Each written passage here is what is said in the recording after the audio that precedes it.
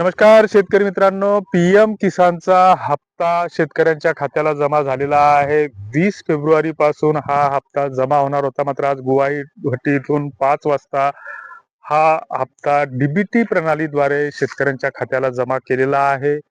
आणि अनेक शेतकऱ्यांच्या खात्याला हा पैसे जमा झालेले आहेत. ही जमा व्हायला सुरुवात झालेली आहे. आणि अशा स्थितीमध्ये पीएम किसान सन्मान निधी योजनेच्या 22व्या हप्त्याबाबत जे काही सातत्यानं अपडेटेड होते की जानेवारी पासून या संदर्भात बातम्या येत होत्या की कोणी म्हणत होतं फेब्रुवारीच्या पहिल्या आठवड्यात जमा होणार, दुसऱ्या आठवड्यात जमा होणार, 20 फेब्रुवारीला जमा होणार. मात्र 13 मार्चचा मुहूर्त त्याच्यासाठी उजाडलेला आहे. आणि अशा स्थितीमध्ये हा जो काही हप्ता आहे तर तो हप्ता शेतकऱ्यांच्या खात्याला 2,000 रुपये प्रत्येकी जमा झालेले आहेत. आणि याच्यासाठी ज्या शेतकऱ्यांची ही केवायसी प्रक्रिया पूर्ण झालेली आहे अशाच शेतकऱ्यांच्या खात्याला हे पैसे जमा झालेले आहेत.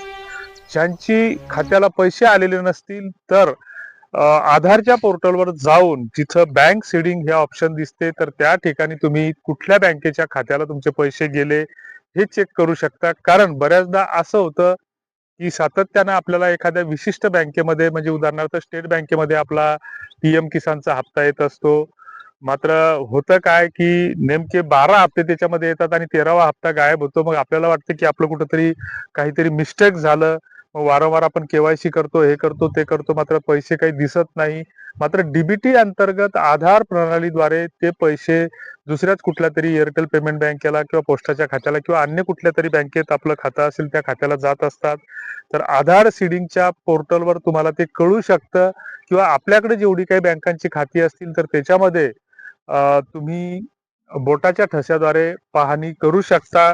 सोबतच तुमची स्थिती तपासण्यासाठी जी काही कंडिशन आहे, हप्ता आला किंवा नाही किंवा खात्यामध्ये जर पैसे दिसत नसतील तर pmkisan.gov.in या वेबसाईटवर नो युअर स्टेटस KNOWYOURSTATUS हे जे काही तुमची खात्याची माहिती तपासा.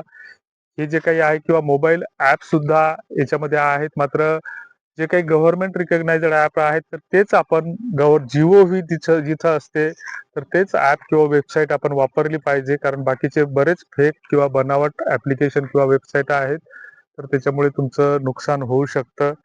आणि अशा स्थितीमध्ये जे काही पीएम किसानच्या संदर्भात जर तुमची पैशाची स्थिती तपासायची असेल तर OTP द्वारे तुम्ही ती माहिती पाहू शकता. ती कशी पाहायची तर ते किसान मित्र पोर्टल जे आहे ई पोर्टल त्याच्यावर किंवा जे मोबाईल ऍप आहे तर त्याच्यामध्ये नो युअर स्टेटसवर जर तुम्ही गेले तर तिथं तुम्हाला एक चॅटबॉट मिळतं.